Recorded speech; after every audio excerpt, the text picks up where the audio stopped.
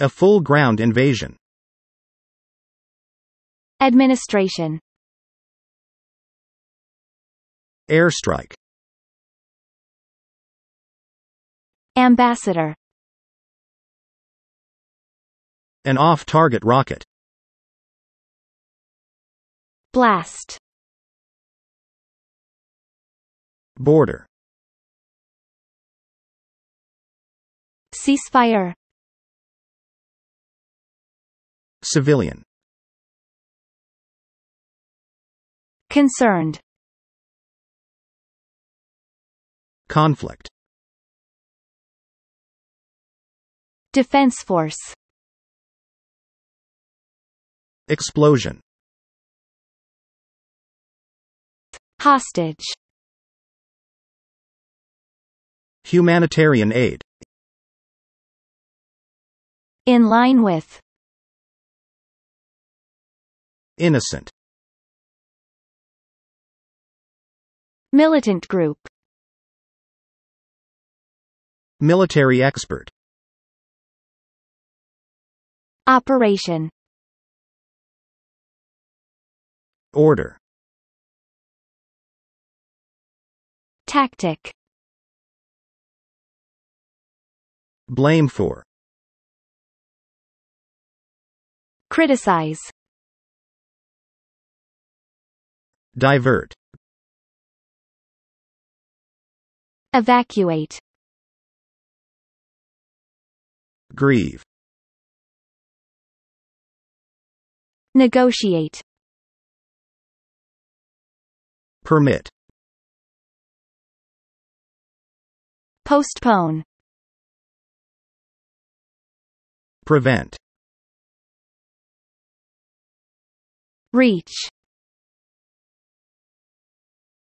Release. Respond to. Tragedy.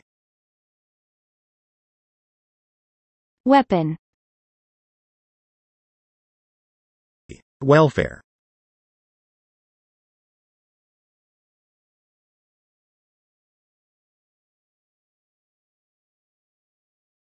U.S. President Joe Biden visited Israel on Wednesday after the October 7th attack by the militant group Hamas that killed more than 1,400 people. In addition to talks with Israeli leaders, Biden had planned to visit Jordan, but that part of his plan was canceled after an explosion killed hundreds of people at a hospital in Gaza. Since the attack by Hamas on civilians earlier this month, Israel has answered with airstrikes and other attacks. Hamas fighters said Israel was to blame for the blast that they said killed about 500 people. Israel's defense force responded, saying the explosion came from an off-target rocket fired by the Islamic Jihad militant group. Before the explosion, Biden was supposed to speak with King Abdullah II of Jordan, President Abdel Fattah al-Sisi of Egypt, and Palestinian Authority President Mahmoud Abbas to discuss humanitarian aid for Gazans. Israel has promised a full ground invasion of Gaza and asked that Palestinians living in the northern part of the territory evacuate to the south. About 600,000 people so far have followed the order. About 3,000 Palestinians have died during Israel's operations, the Gaza Health Ministry said.